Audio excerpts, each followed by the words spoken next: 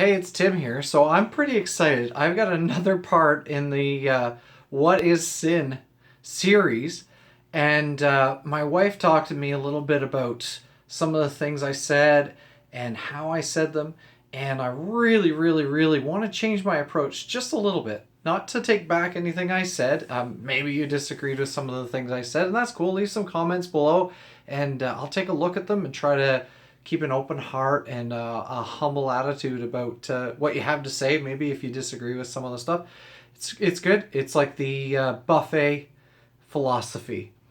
Take what you want and leave what you don't want. And hopefully, some of this will add to your faith and add to your experience and your walk with God.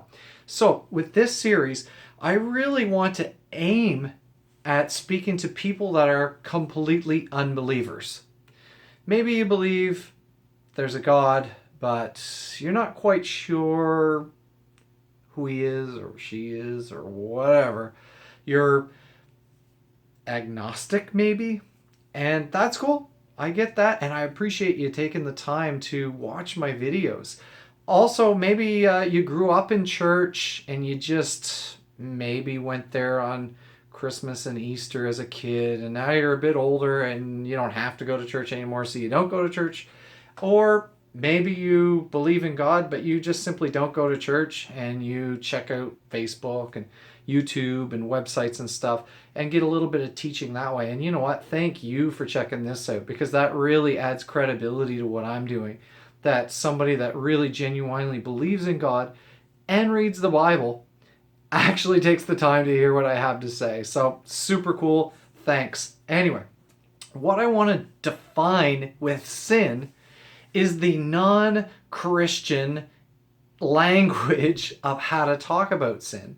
And I understand that when I read the Bible or quote the Bible, it's pretty much what you'd hear at church, and these and thous and faith and fellowship. And this is not Lord of the Rings here. This is 2018 now, as of yesterday, and people just want plain English. No attitude, no hoity-toity talking down your nose that you're a sinner and I'm not because I'm born again. You know what? I still sin too much. But thank God he forgives us when we ask in Jesus' name. And he loves us even when we do sin. His love never fails. And that's why he sent Jesus, to make a way for us to receive forgiveness from him. So let's quickly, because I'm really trying not to make these vlogs real long, just because your time is valuable. And I want to respect that just by giving you a few little nuggets of what I believe are truth, and you can chew on them for a day or two and then decide whether you want to come back for more or not. And I appreciate those of you who have subscribed already and have liked and even shared on Facebook. I'm really, really surprised at how many views that we've had already just since the first few vlogs. So, when I'm talking about sin, I just want to define it so that you can understand what it is and what it's not. We talk about everybody does it. That was the verse I had read in the last episode from the Romans Road, Romans 3:23. For all have sinned. Me and you, young and old.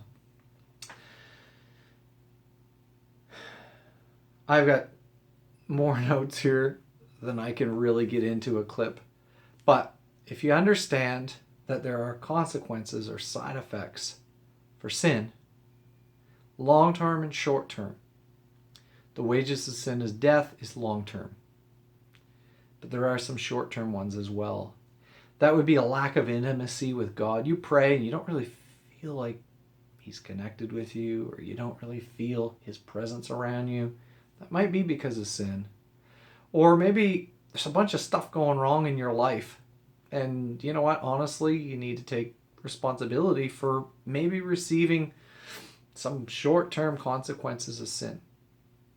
Anyway, I'm going to let you chew on that, because that's more than enough to chew on.